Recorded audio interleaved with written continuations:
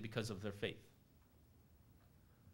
And what happened to me when I raised those objections?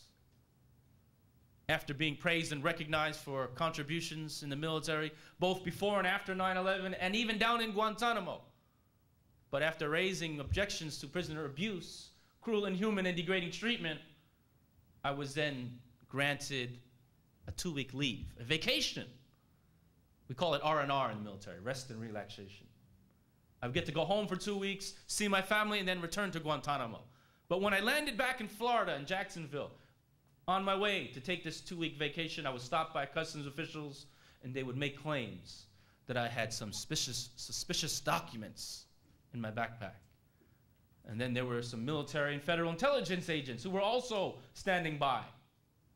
And then they would say that these suspicious documents were classified documents, and then they would get this arrest warrant, throw me in jail. I was arrested in secret. I never showed up at the airport to meet my wife and daughter like I was supposed to have. It was like I had disappeared from society. My family had no idea what had happened to me. But they would learn about 10 days later, after government leaks to the media, would then report in the media that I was now arrested, sitting in a super maximum security prison in Charleston, South Carolina, now being accused of espionage, spying, and aiding the enemy. And these are all capital crimes, especially in a time of war. And I was indeed threatened by military prosecutors with the death penalty. That's how my family learned of where I was, through the news, when they saw these media reports that I had been placed in this super maximum security prison known as the Consolidated Naval Brig of Charleston, South Carolina. Interestingly enough, this facility is used to hold U.S. citizen enemy combatants.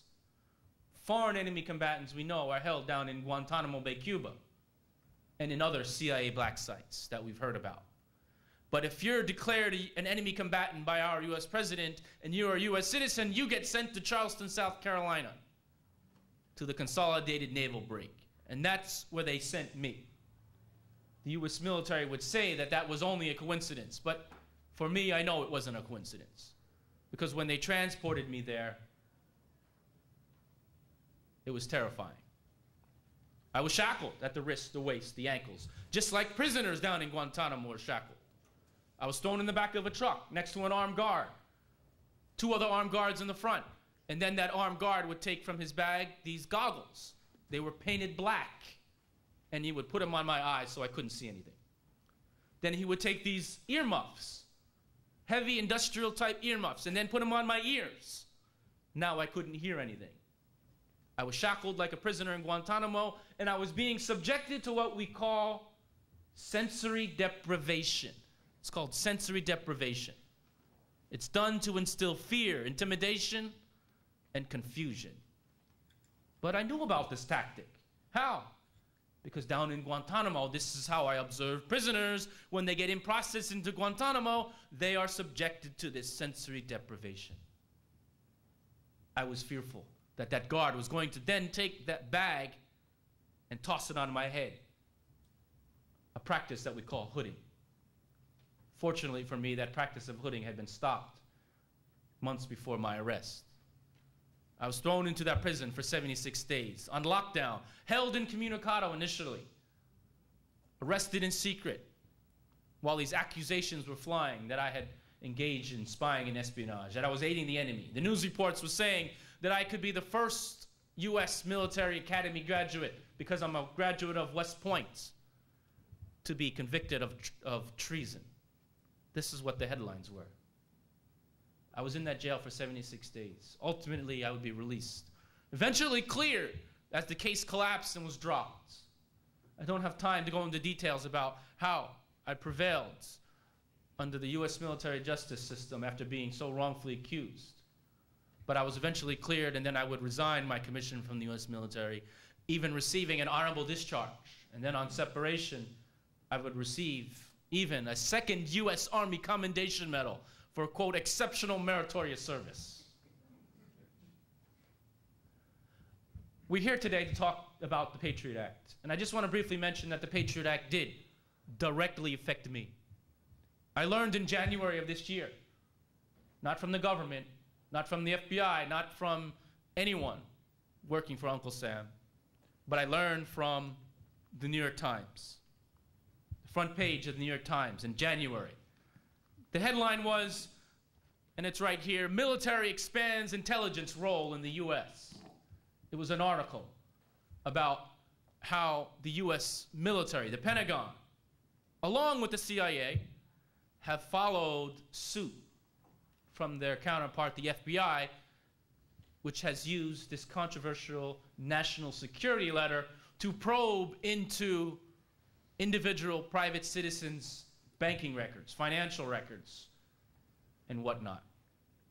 This article talked about how we knew that the FBI had been doing this and this had been controversial, but this news indicated that now the Pentagon, the military, has also done this. Hundreds of letters, thousands of letters. They too have probed into US citizens' private banking and financial records. And they mentioned in this article my case, that a prominent case in which the military used that national security letter to probe into banking and financial records was the case of Captain James Yee, James Yusuf Yee. And then when you follow the article and continuation on page 18, what did you see? It was a picture of me. Because it was my case that they mentioned and where they probed my banking records using these national security letters. These national security letters have caused much controversy. Even a recent Department of Justice review of the FBI's use of these was very critical of the FBI in misusing these national securities in a number of cases. But I know now today from the New York Times that it was used on me.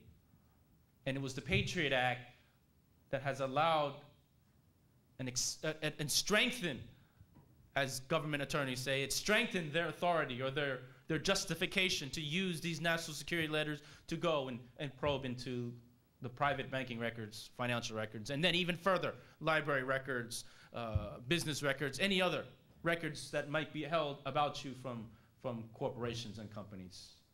So yes, the Patriot Act did also directly involve or affect my own personal experience, and I wanted to raise that.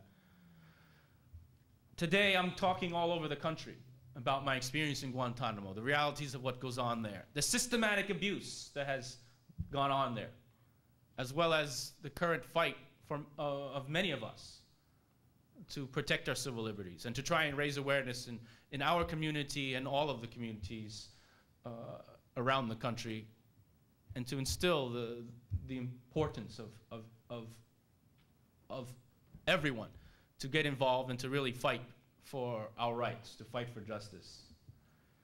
I want to stop there because time is very limited. We have some other great panelists here who want to share their stories. But again, it's a pleasure to be here with you, to be back in the Los Angeles area, to talk about my experiences, to give some comments and mention some of my perspective on the topic at hand today. Again, my name is James Yusuf Yee. I'm the former U.S. Army Muslim chaplain of Guantanamo. And again, I give salams to everyone and look forward to meeting all of you after the program. Jazakumullah khair. Assalamu alaikum.